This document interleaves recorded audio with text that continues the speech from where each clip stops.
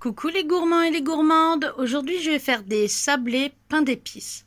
Donc du coup je vais avoir besoin de 125 g de beurre mou, de 80 g de sucre en poudre, de 100 g de miel d'acacia, d'un œuf, de 300 g de farine tamisée, d'une cuillère à café d'épices pour pain d'épices et d'une cuillère à café de levure chimique, un saladier et une cuillère en bois. Donc là, j'ai mon beurre, mon sucre, mon miel, mon œuf que je vais casser dedans puis je vais battre, ma farine tamisée, ma cuillère de levure et ma cuillère d'épices pour pain d'épices. Donc moi, je prends celles-ci. Elles sont très bien. Moi, je les aime bien. Donc voilà. À tout de suite. Alors là, dans le saladier, je mets le beurre mou avec le sucre et le miel. Je vais prendre ma deuxième main parce que ce sera plus simple. Et puis après, on mélange avec la cuillère en bois.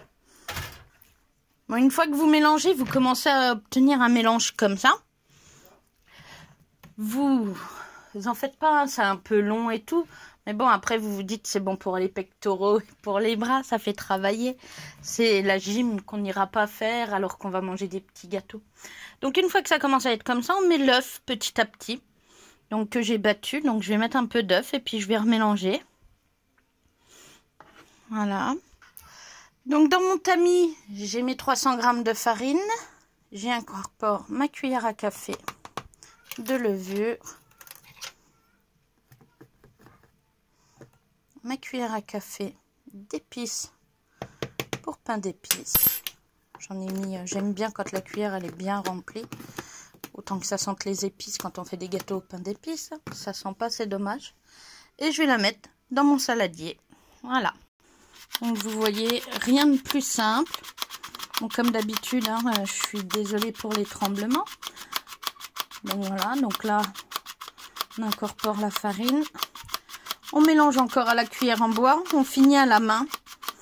Et si vous voulez et que vous n'y arrivez pas, chose que j'arriverai peut-être pas à cause de mes petits soucis de tremblement et tout, je me servirai peut-être de mon robot pâtissier. Parce que voilà, c'est plus simple. Mais j'aime bien faire à la main, donc voilà. Donc là, je vais mélanger, puis je vous reprends après. Donc voilà, la pâte, elle est comme ça.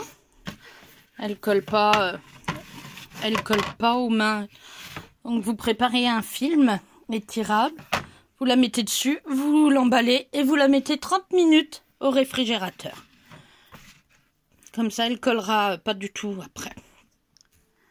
Donc voilà, vous avez filmé votre pâte, vous l'avez mise au réfrigérateur. Vous la laissez une demi-heure. Après, sur un plan de travail fariné, donc pas sur celui-là à cause des... Je vais plus sur celui-là. Sur le plan de travail fariné, vous l'étalez d'une épaisseur d'un demi-centimètre. Vous découpez les biscuits que vous voulez à l'aide d'un porte-pièce. Moi, je vais faire des petites fleurs. Vous pouvez faire toutes les formes que vous voulez. Ce qui est sympa, c'est aussi de faire un trou, donc avec une paille ou... Vous faites un trou avant de les cuire. Vous les posez sur la plaque avec un papier sulfu ou avec un tapis silicone de cuisson et tout. Vous les faites cuire 10 à 15 minutes à 180 dans votre four préchauffé. Et dans vos biscuits où vous avez fait un trou, normalement vous pouvez en faire facilement 24. Vous passez une ficelle dedans, dans les trous, vous faites un flot et vous pouvez vous en servir comme calendrier de l'Avent et tous les jours on mange un petit biscuit. Bon, après, il faut réussir à résister 24 jours, quoi, parce qu'en général, il part avant. Voilà. Bon, c'est tout pour la vidéo. Je vous laisse. Et puis, à bientôt.